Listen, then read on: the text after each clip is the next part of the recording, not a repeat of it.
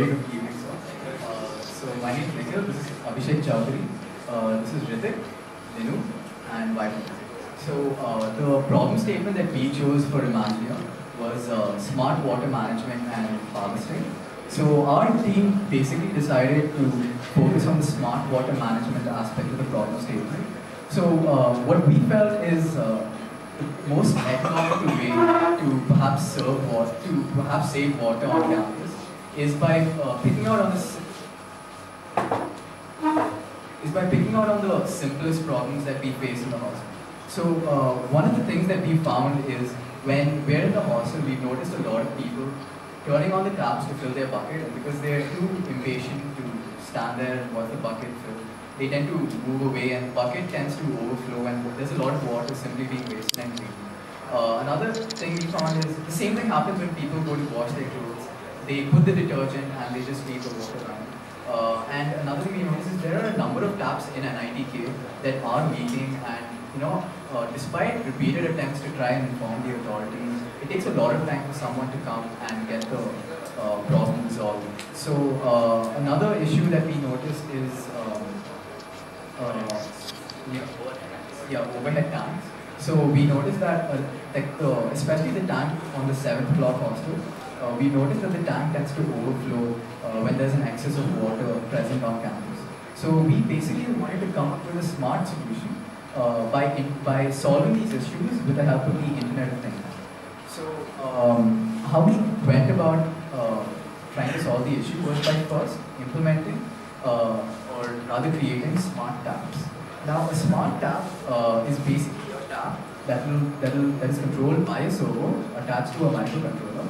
And why we felt the need to create a smart tap is so that we can give an external device control over the flow of water in a hostel bathroom. So our smart taps are basically used to serve three objectives. One, we should allow the user to switch on or off the tap wherever he is. Two, to monitor the amount of water flowing out of the tap so that we can record it in a database, so that if the campus or the authorities want to view the overall consumption of water for a particular hostel or bathroom or even a person, we can do that using the database. That information is being made available to them through a website.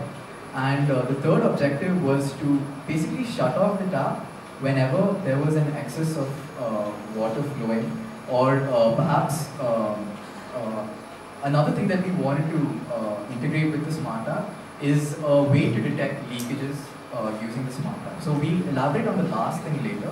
So for now we'll have a demonstration. So the components that we are using for this demonstration are TI's microcontrollers, the CC300, and C water flow sensor. It's basically a Hall effect sensor with a rotor in it, and the rotor generates pulses, and we use a formula that the microcontroller basically uses the pulses to. Using a formula, it basically gives the volume of water that flows through the sensor. And this is a servo that we were hoping to attach to a tap. Unfortunately, we couldn't demonstrate how the servo will turn the tap because we couldn't afford the tap. And we didn't have time to attach all those things. These components I'll speak about later. So this is what we're using for the demonstration. Right, so this is the tap attached to the servo motor. And what happens is, as the person is allowed to switch on or off the tap, or rather control the servo via the website.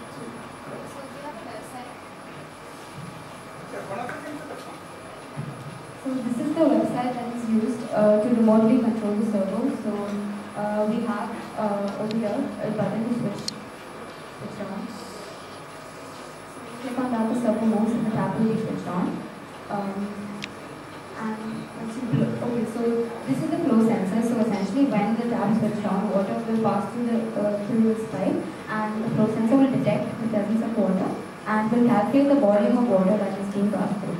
So because we can't demonstrate it with actual water, we blow through the pipe to show the motor movement, and it will detect it. It will show it as water is being passed through.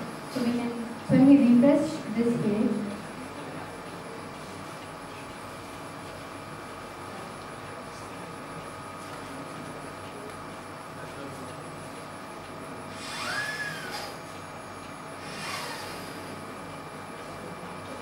So now once I refresh the page, I can see the amount of water used, 207 ml. So the idea is now people will be aware of the amount of water that they're using, because now as a student we don't know how much water we're using and we are completely ignorant of it.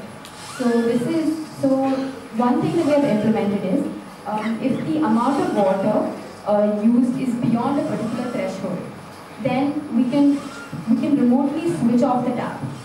So if the student is using way too much water, we can switch off the water supply. So that is one thing that we can do because of the automation of taps.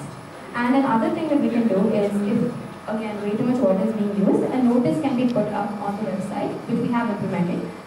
The limit that we have set right now is arbitrary, it's just 8,000 ml.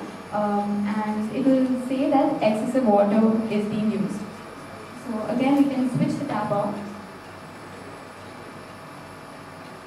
Okay, so one thing that happened right now is I pressed the tap, I switched the tap off and he blew through the pipe. So the flow sensor detected water passing through when the tap was off. So what happened was, for this to happen, for water to be detected even when the tap is off, it means there is a leakage. So the website shows that there has been a leakage that is being detected.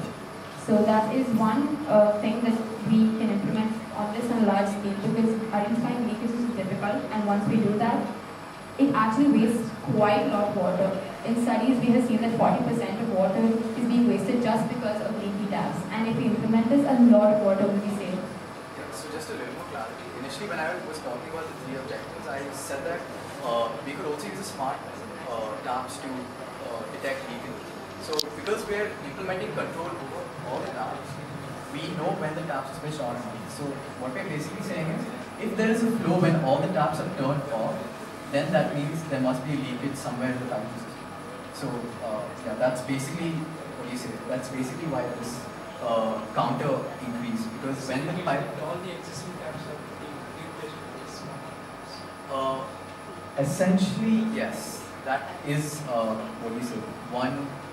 That is what adds to the cost. The outlet of each tap would have to be replaced with this particular sensor.